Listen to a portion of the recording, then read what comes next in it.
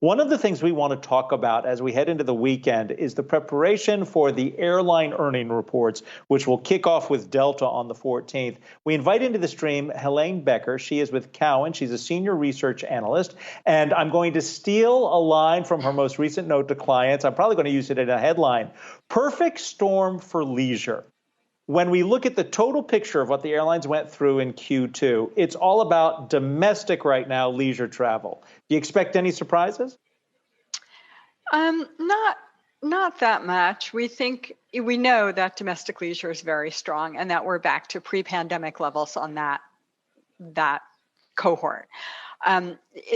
So our view is that it's about as good as it gets, which I think is why the stocks they're having a good day today, but they've really had a tough time of it this quarter. And I think part of it is the catalyst for the shares to move higher really has to be international markets reopening.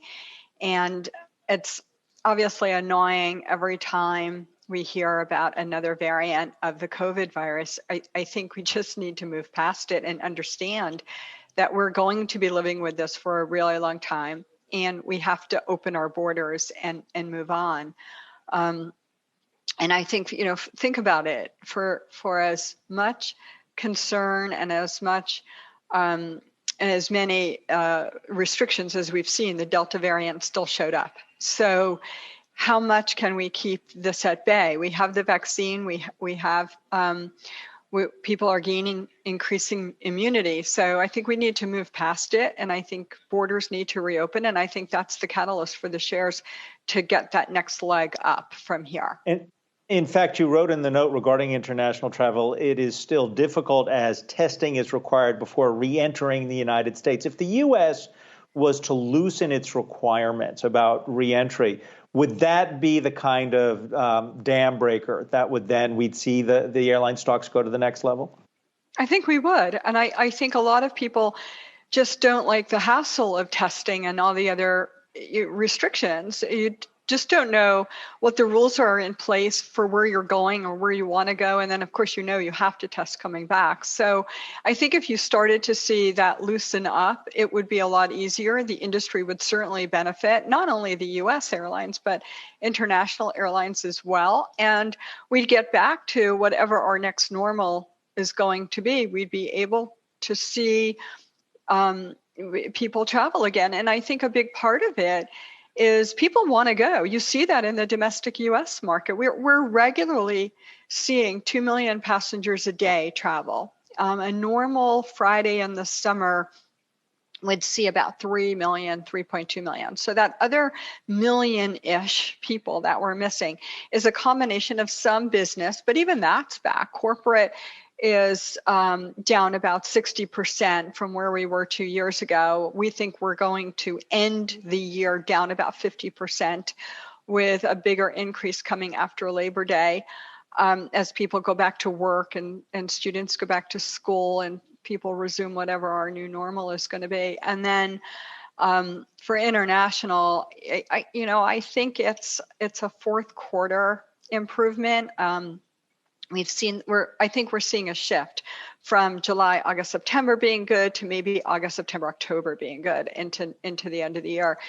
A and B on that international cohort, I think the other thing is just the fact that as things reopen around the world, you'll see Europe should recover well ahead of Asia Pacific.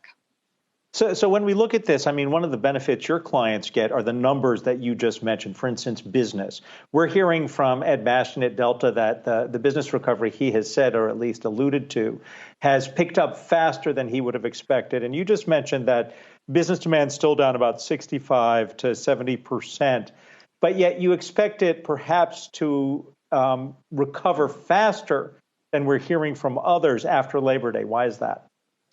Yeah, I think as people go back to work, they want to see their clients. It will have been a long time since they saw anybody other than on Zoom calls. I think we're getting to the point where people are tired of these Zoom calls. I had a few earlier today and people told me that they were they were just not Zoom ready. So they refused to turn their cameras on. Which is unfortunate, because when you see somebody, you can read facial cues, you can read body language, and it's just nice to be able to sit down with somebody either in their office or at a dinner or at a lunch. I had a lunch meeting yesterday. It was the first one I'd had in a long time, probably 3 or 4 months, and it was just so nice to sit there and talk to this investor. And it's a good thing. And I think that is what's going to drive people coming back to the air. Plus conferences. We're doing our September conference for transportation and autonomous mobility. We're doing one day, the Airline Day, in person this year. So totally excited about that. and I was thrilled. Listen, we took a flight. We got to go cross country 3 weeks ago, and it was the first real vacation in almost 2 years. It was magnificent. But I bring that up because it's the domestic recovery. You pointed out in your note, it exceeds 100% of pre-pandemic levels. And then we got the news this morning from United. They're adding another 150 flights for the winter. They're anticipating all of us wanting to get away come November. Is it sustainable? Well, that's our big question. That is one of the questions we'll be asking the airlines on their earnings release conference calls starting next weekend into the end of the month. Yes, is it sustainable? What do bookings look like after Labor Day? Are we still seeing that leisure cohort travel? I think there are a lot of people who are working remotely, and they're working from second homes or other locations, not necessarily where they were living. And maybe if they have children, they've adjusted schools. So maybe they're going to be commuting from a different location other than where they used to live. So there's that travel to think about. But I think as schools reopen and everybody does in-person stuff, I do think that the leisure component will slow a little bit. The growth will slow, not that people will stop traveling, just that the growth slows.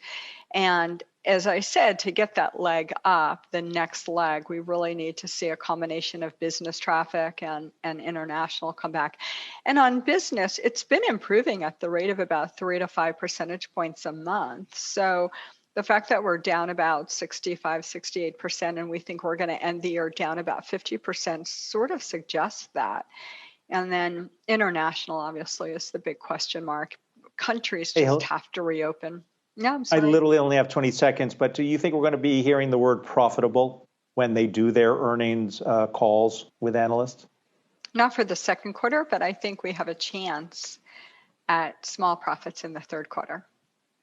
Helane Becker is a senior research analyst at Cowen, and you should know I have no original thoughts when I write those stories on the airlines.